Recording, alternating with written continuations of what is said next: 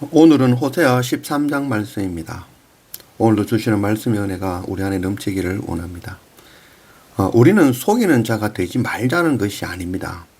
속이는 자로 살 수밖에 없는 것이 바로 우리 인생이라는 것을 알라는 것이 바로 말씀입니다. 죄를 짓지 말라는 것이 아니라 우리는 죄를 지을 수밖에 없는 존재. 그래서 이 죄를 안고 십자가 주님 앞에 나아가는 것, 주님 아니면 방법이 없다는 것을 아는 것, 그것을 가르치는 것이 바로 말씀인 것입니다. 사도 바울도 동일하죠. 사도 바울도 여전히 주님 앞에 죄인일 수밖에 없는 자였죠. 그가 이 죄를 이기는 방법으로 날마다 말씀과 예배로 자기를 죽이는 것이라고 가르치고 있죠. 날마다 나는 죽노라 라고 말씀하는 거죠. 성경은 죄를 짓지 말라는 것이 아니라 우리가 죄인 중에 괴수임을 알고 십자가 예수 그리스도 앞에 엎드리라는 것이죠. 그것이 바로 구원이 되어지는 것입니다. 날마다 말씀과 예배로 날마다 엎드릴 줄 아는, 날마다 나를 죽일 줄 아는 그런 우리가 되기를 원합니다.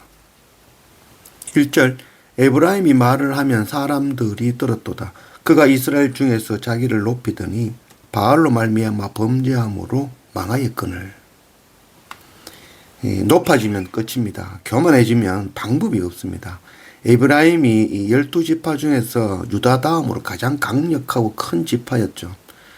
그래서 에브라임 지파에서 나온 사람이 바로 여호수아죠. 여호수아도 에브라임 지파고, 또한 이스라엘의 첫 번째 왕 여로보암도 에브라임 지파죠.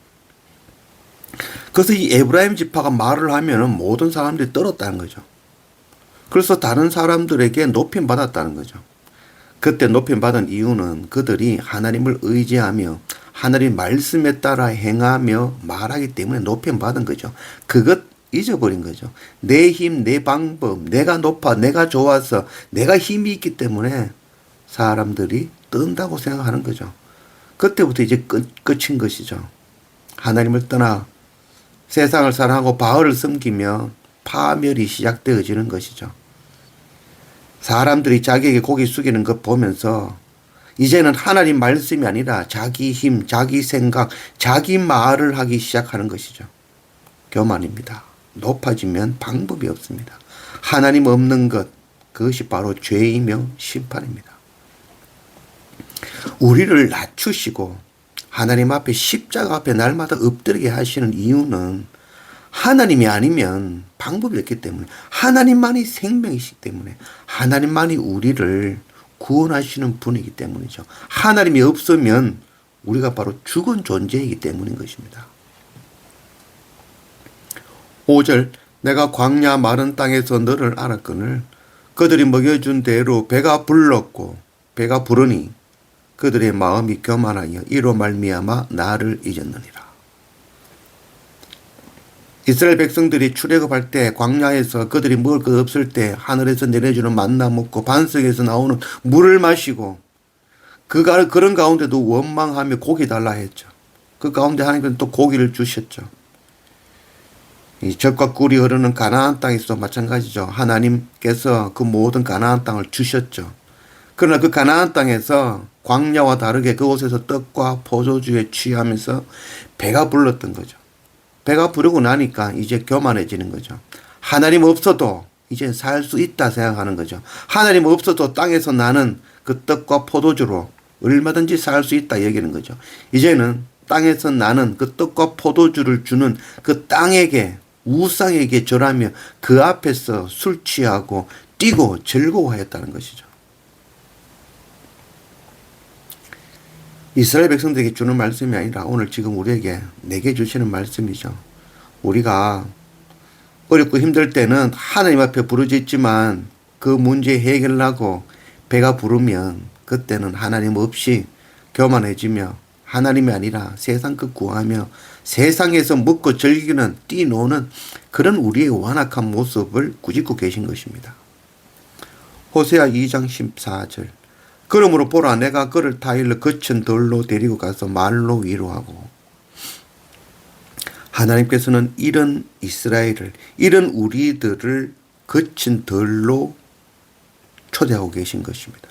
그 거친 덜은 배부를 수 없는 곳이죠. 늘 부족한 곳이죠. 그래서 하나님이 없으면 하루도 살 수 없는 것, 날마다 하나님을 구하는 곳, 그것이 바로 거친 덜이죠.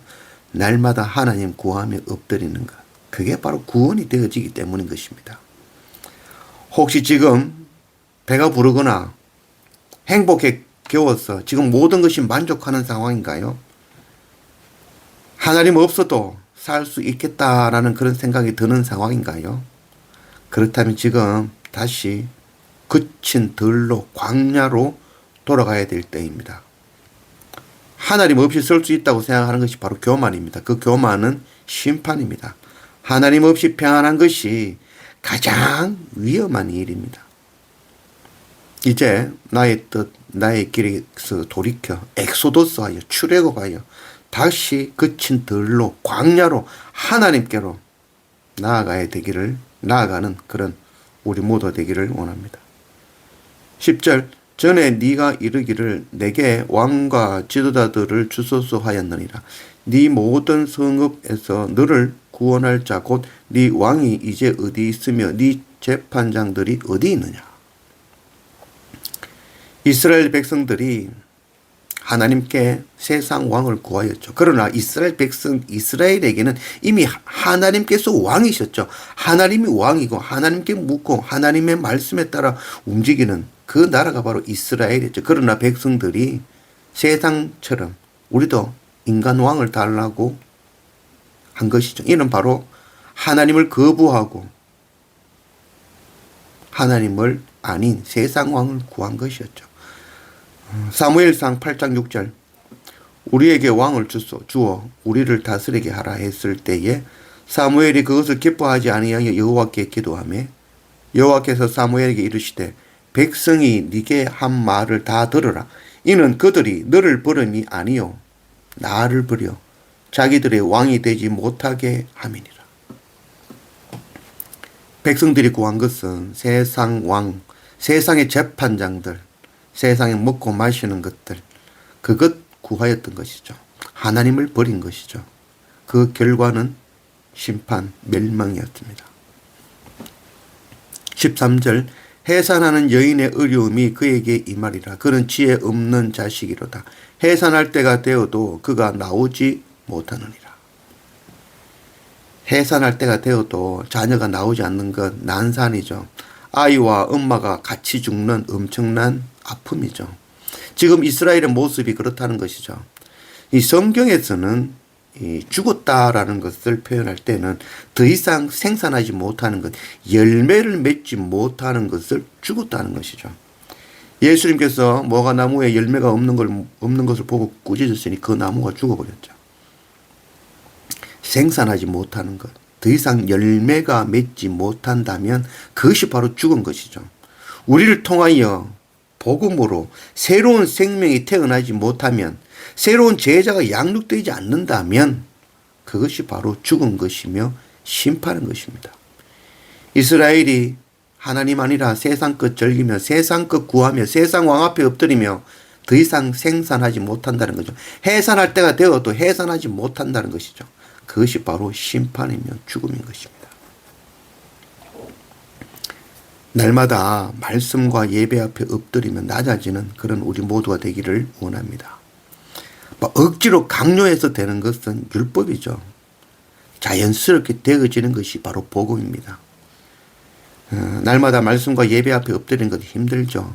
그래서 처음에는 나의 힘, 나의 노력으로 말씀 읽고 예배하며 나아가지요. 그러나 그것이 차츰차츰 지나면 어느 날 말씀이 나를 읽고 판단하고 예배가 나를 인도하며 은혜 가운데로 충만케 하는 것을 경험하게 될 것입니다. 날마다 말씀을 듣고 배우고 깨달아가며 예배하면 자연스럽게 나도 모르게 하나님의 나라와 의를 구하는 나를 발견하게 되어지는 것입니다. 힘써 하나님을 배우고 날마다 말씀과 예배 앞에 엎드리며 낮아지는 그런 우리 모두가 되기를 원합니다.